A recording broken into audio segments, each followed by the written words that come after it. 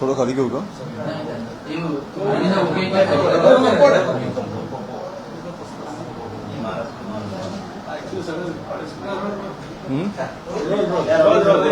आम्ही जी काल मुंबईला गेला होता तिथे जो काही प्रकार घडला त्या प्रकारावर आता तुमच्या विरोधात तक्रार दाखल झाली.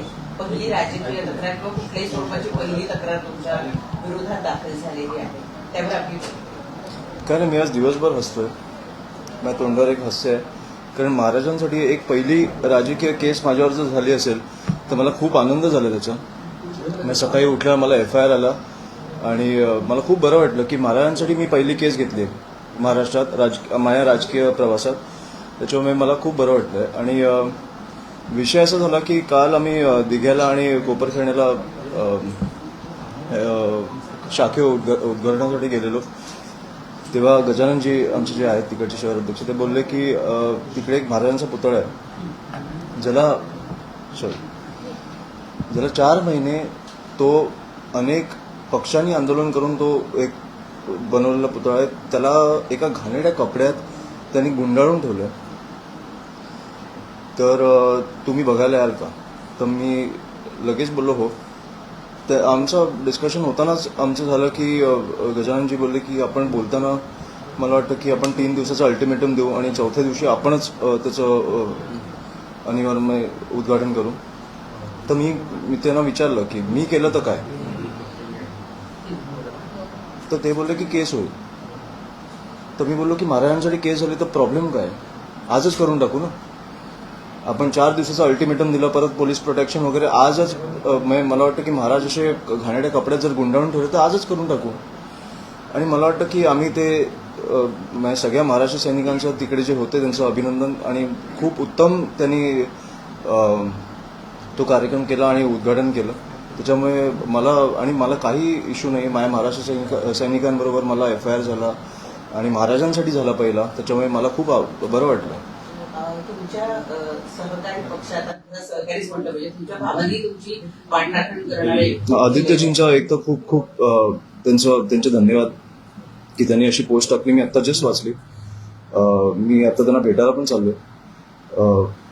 पण खूप खूप धन्यवाद त्यांचे. आणि त्यांना महाराजांसाठी मला वाटतं की प्रत्येक मराठी माणूस हा पेटून उठतो. त्याच्यात आपण राजकारण बघत नाही. आणि आदित्यजींनी असं तारीफ केली, मला खूप आवडलं. का 4 महिने रखडून राहिले याचं नाही, मला पण कळलं नाही. कारण 4 महिन्यात मला वाटतं की DCM असतील किंवा मुख्यमंत्री असतील किंवा पंतप्रधान असतील तिकडे एअरपोर्टला गेले, एअरपोर्टचं उद्घाटन झालं. मला वाटतं की दहीहंडीला गेले, अनेक पक्षप्रवेशांना गेले. मग महाराजांसाठी तुम्हाला वेळ नाही मिळाली? मला हे कळलंच नाही. आता पण मला वाटतं की काल आम्ही तिकडे आरती वगैरे केली संध्याकाळी, गजाननजी आणि आमच्या सगळ्या महाराष्ट्र सैनिकांनी. आता तो पुतळा मला वाटतं गुंडाळून ठेवलाय परत. आम्ही तो परत ओपन करू. तुमच्या नेत्यांना आणि तुमच्या मंत्र्यांना वेळ मिळत नाही म्हणून तुम्ही हे करून ठेवणार तिकडे. मला वाटतं की तिकडच्या महानगरपालिकेची जबाबदारी आहे ना. ओपन करा ना, मंत्र्यांना वेळ नसेल तर.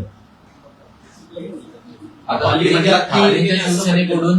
शिवसेनेकडून असं म्हणतात की इतर कामं जे करण्यासाठी तात्काळ मंत्री किंवा मुख्यमंत्री उपलब्ध होतात, तर महाराजांच्या पुतळ्यासंदर्भात असं का होतंय? एअरपोर्ट करण्यासाठी तुम्हाला लगेचच पंतप्रधान असेल किंवा मुख्यमंत्री उपलब्ध होत आहे, पण महाराजांच्या पुतळ्यासंदर्भात दिरंगाई का केली जाते असं ठाकरेंच्या शिवसेनेकडून सवाल उपस्थित केला. नाही, बरोबर आहे, तो प्रश्न बरोबर आहे. आणि मला वाटतं माझं भाग्य होतं की मला त्या महाराजांच्या पुतळ्याचं अनावरण करायला मिळालं, की माझ्या भाग्यात होतं ते. आणि त्यांचा ऍब्सोल्युटली प्रश्न बरोबर आहे की 4 महिने का रखडून ठेवलं? तुम्हाला वेळ नाहीये, दुसऱ्यांना कोणाला तरी पाठवा, ओपनिंग तर करा, लोकांना तरी दर्शन घेऊ द्या.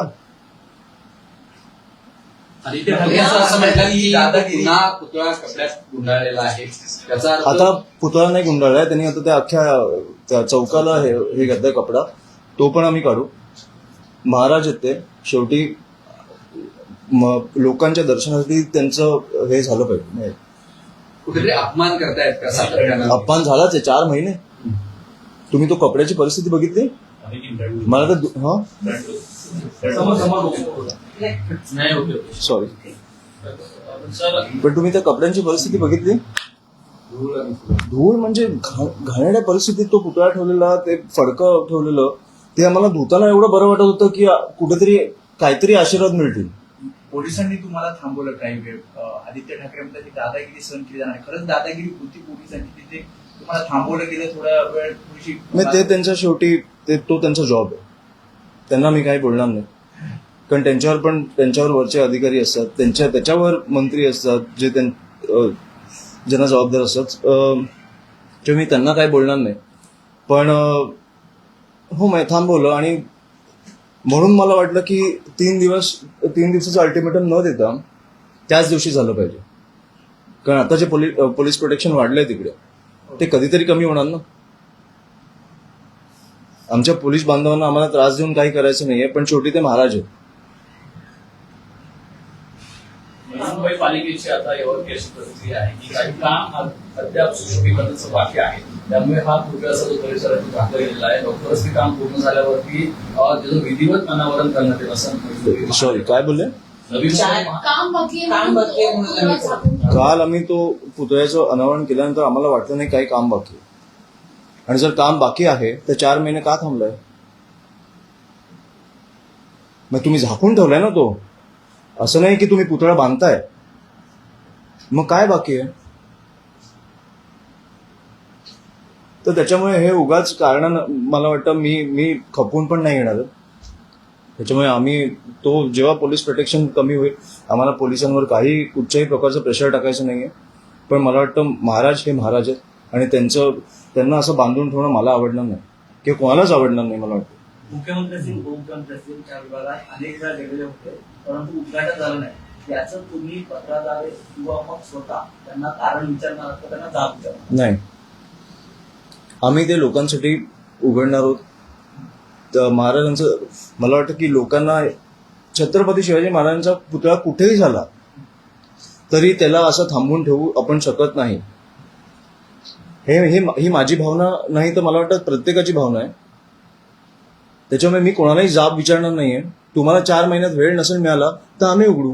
प्रॉब्लेम काय आहे?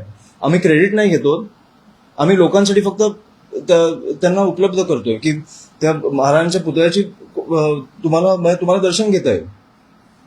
जी कलमा लावली आहे त्यानुसार आता कदाचित तुम्हाला कोर्टामध्ये पण हो, जाईन. न्यायाधीशांसमोर उभं राहावं लागेल. जाईन. काही वर्षांपूर्वी मी राजसाहेबांच्या घरात वाढलोय, त्याच्यामुळे ह्या गोष्टी मला माहिती आहेत काय असतात. राजसाहेबांची काय प्रतिक्रिया होती काय नाही, हसले फक्त. आदित्य ठाकरेंची तुम्ही भेट घेणार आहात म्हणताय. पुन्हा एकदा हा सगळा पुतळ्याचा तो सगळा परिसर झाकून ठेवलेला आहे. तुम्ही त्यांना सोबत घेऊन काही आंदोलन किंवा त्या ठिकाणचं त्या जे अनावरण घातलेलं आहे ते काढणार? नाही, ते तर काढूच नाही. मी आता भेट वेगळ्या विषयासाठी घेतोय, त्याच्यामुळे हा विषय नाहीये. मला तर जस्ट कळलं की त्यांनी माझ्यासाठी लिहिलं, तर तो विषय पण आम्ही बोलू, पण ह्या विषयासाठी भेट नाही घेतली. अमितजी, एकीकडे जसं म्हणत की झाकून ठेवलेला पुतळा तुम्ही अनावरण केला म्हणून तुमचा गुन्हा दाखल केला. याच्या आधी देखील अशी अनेक आणि मला वाटतं मंदिरं असतील किंवा काही असेल, मला वाटतं कबूतरखान्यावर पण हायकोर्टाचं होतं. न्यायालयीन प्रक्रिया असताना हो. पण ते काढलं, मात्र गुन्हा दाखल केला नाही.